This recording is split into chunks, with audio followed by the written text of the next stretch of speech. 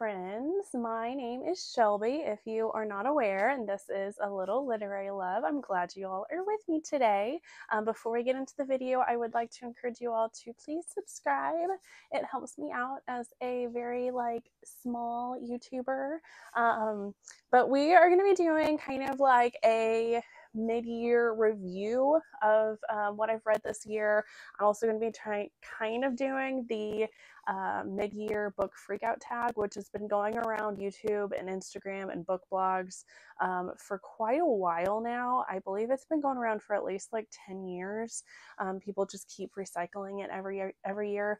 So I'm going to be doing that as well, and just kind of talk about like where I'm at as far as my reading is going, where I'm at as far as my goals have been going, and then we'll kind of get into some of like my favorites of the year so far, and maybe like some disappointing ones.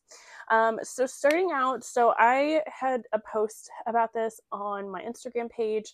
It is inaccurate.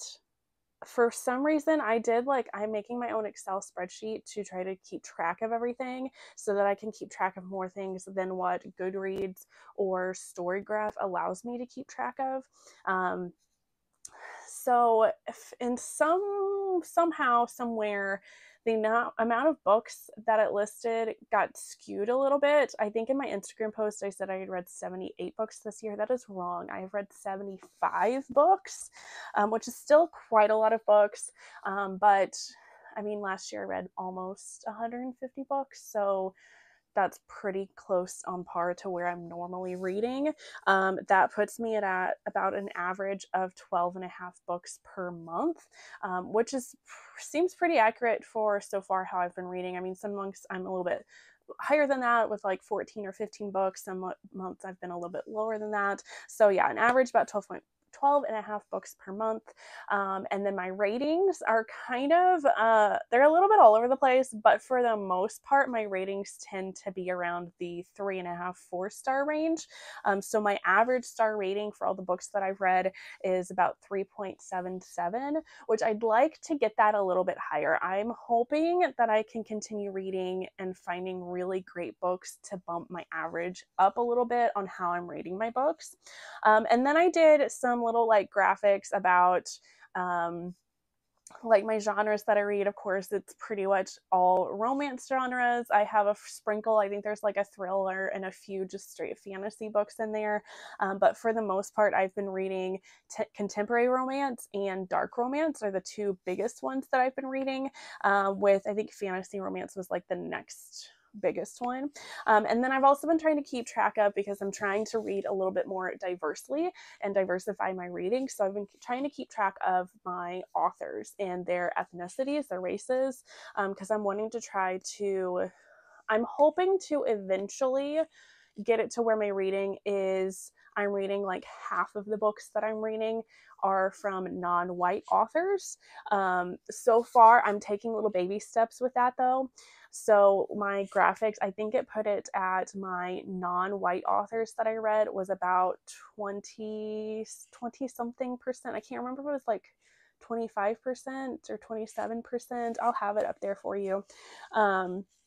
Which, considering one of my goals for the year is to read 3 books per month by an author that is non-white, or by like an LGBTQ author, that's going pretty well with my goal, because like I said, I've been reading about 12 and a half books on average per month, and if we take 3 of those, it's pretty close to that. So I'm hoping to continue this trend so that I can hopefully I'm hoping maybe this year I can make my reading to where I'm reading about 1/3 of the books are by non-white authors, and then into next year, amping up that goal and making it more closer to half of the books that I read are non-white authors. And then I have a little breakdown of the various ethnicities, races that I am reading. The majority have been Black authors, so I'd like to try to even this out a little bit more, reading some more API authors, reading some more Middle Eastern authors, Indigenous authors, and Latin authors, so I can be a little bit more well-rounded in my diversifying of my reading. And then I've also been trying to keep track of the relationships that I've been reading. And I feel like I haven't been doing as well with this one as I could be. The vast majority of the books that I've been reading have been male-female relationships. I have not been putting as much of an emphasis and focus on reading LGBTQ stories, and I would like to. So most of the books that do feature LGBTQ relationships have been focused around in the polyamorous kind of category. So I would like to try to bump up the Achillean reads and sapphic romances that I'm reading, and as well as other various LGBTQ romances, whether that be bi for bi romances or authors or characters that feature pansexual or demisexual or are on the ace spectrum or non-binary. I would like to try to read a little bit more of that. So there's kind of a little bit of like my stats for the first half of the year. I feel like I'm honestly pretty proud of myself. I feel like I've been doing pretty good, especially in my goals for reading more diversely. Of course, there is definitely room for me to grow. I'm not saying that I'm like the best at it by any means. There's definitely room for improvement, and I am going to continue on working on that. I have not done as well with my goals. If you watch my monthly wrap-up videos, I usually kind of go through my monthly goals and if I met them or not. The diversity goal, for the most part, I have been able to meet every month. I also have a goal to read one nonfiction book a month. I'm wanting to just try to continue improving my brain and just learning more about different things. The only month that I have managed to make that goal has been in June. It's really hard for me as a romance reader to read anything outside my preferred genre, especially when it comes to nonfiction. So I'm really wanting to try to push myself to continue trying to read different types of nonfiction so that I can continue to learn. And then I've also been trying to work on reading 2 physical books a month. I did have a goal at the very beginning of the year of reading. I had 24 specific physical books that I wanted to get to, and I've kind of just scrapped that original goal. I do still want to try to read 2 physical copies a month because I have, as you can see, my bookshelves are filled, and I want to try to read books that I have on my shelves. And I want to try to make that more of a priority, which has not really been panning out this year so far. But yeah, anyway, the 24 books that I ended up picking out like a ton of fantasy books, like just straight fantasy. And I'm such a mood reader, and I really have not been in the mood for reading any of the books that I wanted to read. I also picked out a lot of books that were under the St. Martin's Press like umbrella marketing publishing company. A lot of their books were in my 24 books that I wanted to read. And since I've been participating in the St. Martin's Press boycott, I just honestly have not been wanting to read any books that are published from them. So I will leave a link down below about this boycott. If you would like to participate, I really encourage you to participate because it really doesn't take much effort on your part. All you're doing is just making sure to not mention any of their books. You can absolutely buy those books still if you want to, although I'm in the boat that I kind of don't really want to buy any of their books anymore. But anyway, you can just don't talk about them. Don't put them on any of your social media pages. Don't put them on Goodreads when you do read them. Just don't talk about them. So, I mean, it's a pretty easy boycott to participate in, and I kind of wish more people would because, I mean, it's not really hurting anybody. But anyway, I digress. That's kind of going off topic. But yeah, so a lot of those books are on there, and I just really haven't been wanting to read them. So, okay, so now to the fun part. After I ramble for like 10 minutes about my stats and stuff. So now we're going to do the mid-year book freakout tag. So this is, I have no clue who created this. Like I said, I know it's just kind of floating around everywhere for years. But this has a list of different questions, prompting you to think about like some of your favorite books and disappointing books and just yada yada. So the first question is, what is the best book you've read so far this year? I'm probably going to give that to You and Me by Tal Bauer. I recently read this one, and even just thinking about it makes me want to start crying. It's such a beautiful story. This is an Achillean romance. This is about two older men. Their kids are in football or in high school, playing football together, and they're best friends. But our first male character, he is widowed, and him and his son just do not have a very good relationship since the death of his wife. So he ends up coming to one of his son's football games in hopes of trying to just be near his son, and he's wanting to try to repair the relationship somehow, but he just doesn't know how. So then we get to our other male character of the story, who sees him and was like, hey, why don't you volunteer with the other parents of the football players, and you can be around your son a lot more. And so he does this. He becomes friends with this other man, and this allows him to be a little bit closer to his son and again work on repairing that relationship with his son. In the meantime, he realizes that this other guy is like his best friend. Like, he cannot stop thinking about this man. He wants to be around him constantly.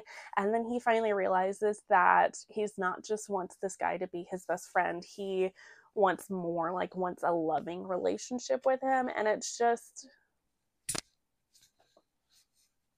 I loved it so much. It was honestly like out of the park, like one of the best books I have ever read in my entire life. These characters, their relationship is so meaningful, and like they feel like true soulmates. Like, that is how deep and profound their love is. I'm trying not to cry. It was so good. So, number 2, best sequel that you have read so far. I'm probably going to give that to Cage of Ice and Shadows by Pam Godwin. I have been arc reading for this series, and it's made me so happy.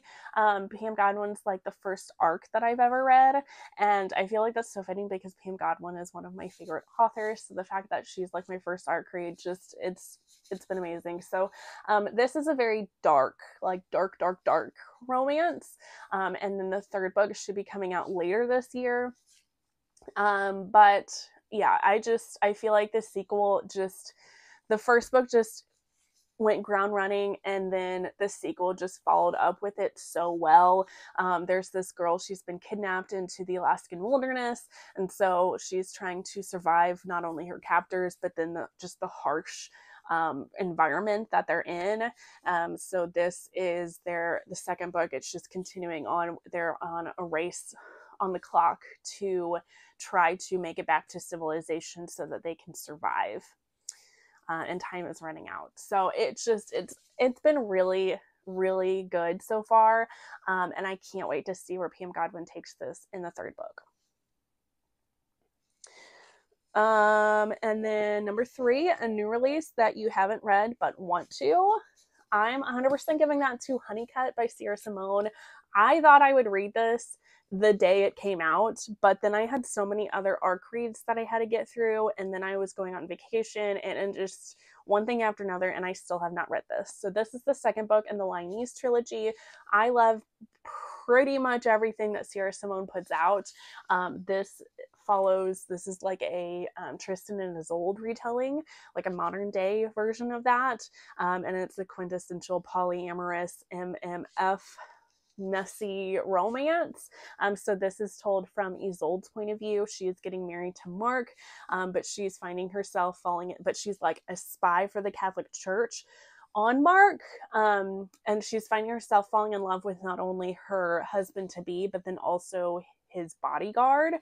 So it's very messy, and I can't believe that I haven't got to it yet. So I definitely need to get to this. Number 4 is the most anticipated release of the second half of the year. I'm going to give that to Between Fear and Favor by Just Wisecup. I have been participating in a read-along this year for the first 2 books of this series in anticipation of this 3rd book coming out. This readathon or read-along is done with the author, so I've been able to chat along with Just Wisecup while I'm reading these 2 books. She's created such a amazing and fantastical fantasy world with very very complex characters, and I'm just very interested to see where this goes. This should be coming out pretty soon. She's put out that the release date, I think, is going to be July 15th, but then in our readers group, she has teased that she might end up having to push it back a little bit, which is fine, but it should still be coming out this year, and I can't wait to continue reading this series. And then we get to number 5, which is your biggest disappointment of the year. There's probably been several biggest disappointments, but I'm going to give that one to Leather and Lark by Bryn Weaver. I read the first book of this series at the beginning of the year. Absolutely loved it. One of my favorite books from the year is Butcher and Blackbird. Loved it. So I was so hyped and excited to read the sequel. And then I read it, and the plot just didn't make any sense, and it was so confusing. I was just so disappointed. I ended up giving this 3.5 stars. I am now like not as hyped for book 3 to come out. I didn't understand what was going on. It didn't make any sense to me. So I was highly disappointed by this one. Number 6 is Biggest Surprise. That one I'm going to give to Hold Me While You Wait by Kimberly Brown. I went into this just with honestly no expectations.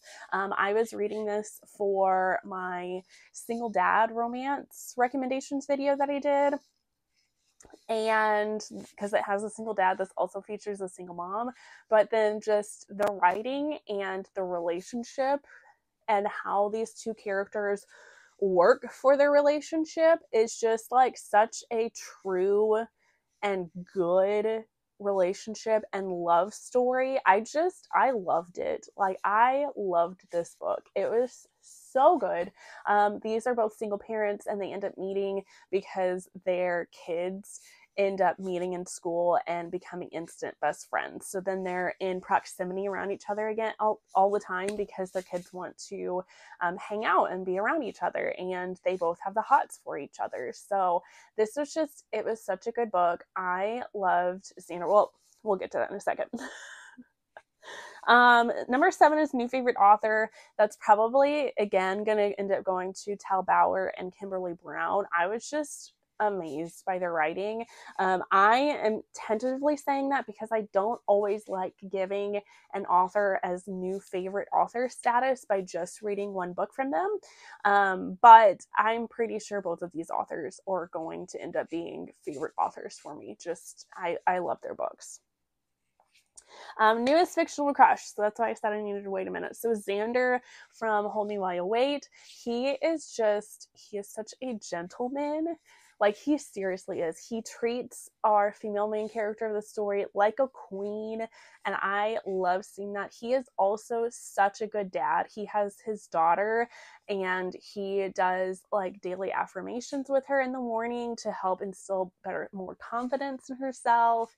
And I love seeing that. Like, I can't help but fall for a good dad. Like, that's just so sexy to me. I also kind of want to give it to Torsten from On the Care and Keeping of Orcs. He is this like yummy buff orc guy, and he absolutely loves the female main character of the story, and there's just something about him. He's just so sexy and yummy, and I love him. Number 9 is Newest Favorite Character. This one's kind of a hard one because I feel like a lot of the books that I read had really great characters in them. Like both the characters in Hold Me While You Wait were so good. Same with You and Me by Tal Bauer. I absolutely loved all the characters in that book. The main female character from Pam Godwin's new series, which I can't remember her name. I've loved her as well because of her strength and resilience in just this like inhospitable world, and all of the dangers that she continues to have to face, and she just keeps pushing through. So I admire her strength. There's just, I don't know, there's been a lot of favorite characters this year. There's been so many good books. Then number 10 is book that made you cry. Well, if the very first prompts didn't tell you enough, You and Me by Tal Bauer absolutely made me cry. Like, absolute total tearjerker, and not in like a sad way per se. It's just like gut wrenching. Like I cried my heart out with that book. Hold Me While You Wait, I also cried with that. I'm just kind of like a crier by nature. If I feel any strong emotions, like if I'm really happy, I'll cry. If I'm really sad, I'll cry. If I'm really angry, sometimes I'll cry then too. So it doesn't really take a ton. If any kind of book gives me some sort of like strong emotion, I'm probably gonna cry. So definitely cried with that one. Also, Real by Kennedy Ryan. That has been also another favorite book that I've read this year. That one definitely made me cry. I'm finding out that pretty much any Kennedy Ryan book that I read is probably going to make me cry. So that one was so good. Number 11 is the book that made you happy. Again, I could put a lot of books down for this list, or this prompt. You and Me, even though it made me cry, also made me really happy. I'm also going to give that to My Summer Girl by Maeve Black. This is just a super cute, fun, and sexy polycool romance with lots of LGBTQ representation in it, and it's on this planet that's like summertime all the time. I absolutely love summer. So of course, this whole book would just make me really happy. Number 12 is your favorite book to movie adaptation. I have nothing for this prompt because I kind of live in a hole in the wall, basically. I never watch TV unless it is Disney or YouTube for my kids. Otherwise, when I am by myself, I am reading. I don't know, that's just how it is. I don't really spend that much time reading or spend that much time watching movies. That's just kind of how it is. Number 13 is Most Beautiful Book You've Bought. So I'm going to do two books. One is just a traditional book that any of you can get, and then another one is going to be a special edition book that I bought, because honestly, my special edition books are probably always going to be like the most beautiful books. However, Curvy Girl by Danny Allen. There is just something about this cover that like does things to me. I love this cover. Just this like big beautiful black woman and this like sexy man like who seems super into her, and then the bright and bold colors just I love this cover. Like, absolutely, hands down, love this cover. It's so gorgeous. And then the special edition that I feel like is probably the most beautiful is going to be Between Wrath and Mercy by Jess Wisecup, because of the cinch cover. I am a sucker for a cinch cover. I love them so much. I wish more authors would do cinch covers for their books because they're so gorgeous. And then of course she did spray the edges of this, and then just the inside is also super beautiful. The naked cover is absolutely gorgeous. She has a reverse image on the dust jacket, which is so gorgeous. I love everything about this book, and I'm so happy that I bought it. I'm so happy. And then she also features some character art on the inside. Look at how gorgeous my babies are. And then DeWalt and Lavinia. And then Precious, Alara, and Sorian. It's absolutely stunning. Okay. And then the last prompt is books to read by the end of the year. So there's a lot of them that I need to read by the end of the year. I am going to be talking about 5 of them. One of them I've already kind of talked about, and that is going to be Honeycut by Sierra Simone. I just have to read this. Like, I need to get to it. I'm hoping to get to it by the end of July. But it is going to happen this year that I read this book. It is. And then I've also, whatever.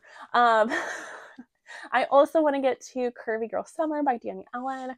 I just love this cover so much. And I want to read this so bad. So I definitely need to get to this by the end of the year. Kennedy Ryan. So she, again, like I said, I feel like all of the books that I'm going to pick up by her are going to make me cry, like, a lot. And I slowly want to work through all of her books, like her entire backlist, but it's going to take me some time. So before I let go, I've heard nothing but good things about this book, and I need to get to it. And I really want to get to this one by the end of the year, and again, continue to slowly work on my Kennedy Ryan backlist. I need to give myself some time between books so that I am not emotionally wrecked and scarred, like, for the rest of my life, which is probably honestly going to happen. But yeah, I need some, like, a cushion in between. Also, 7 Days in June by Tia Williams. I have been wanting to read this book, like, basically all year, and I still have not gotten to it. So I wanted to read this in June. It didn't happen. I'm hoping to get to this in July, but I will for sure be finishing this and getting to this by the end of the year. For sure. The last one that I have to feature is Just for the Summer by Abby Jimenez. I've heard nothing but good things about this author. I have yet to read her. I haven't read a single book from her. And then this one came out in May, I think. Everybody raves about it. I have no clue what this book is about, but I bought it because of so many people raving about it and raving about her as an author. So I would like to read this before the end of the summer, for sure. So there we go, everybody. That is going to be my mid-year review about my goals and my favorites of the year. So if you like this video, make sure to hit the thumbs up button. And again, like I said at the beginning of the video, subscribe if you haven't already. I really appreciate it, you guys. Definitely leave me a comment down below with some of the books that have been your favorites that you've read so far. I'm perpetually always adding books to my own TBR to get to. And then also, I'm trying to start this new thing that I've seen other YouTubers do, but fun little thing, if you did end up getting to the end of this video, let's leave a comment down below with an emoji. Let's do... Is there an umbrella emoji? Do an umbrella emoji if there's something like that. Yeah, do that below. So, otherwise, I will see you all in the next one. Bye, guys!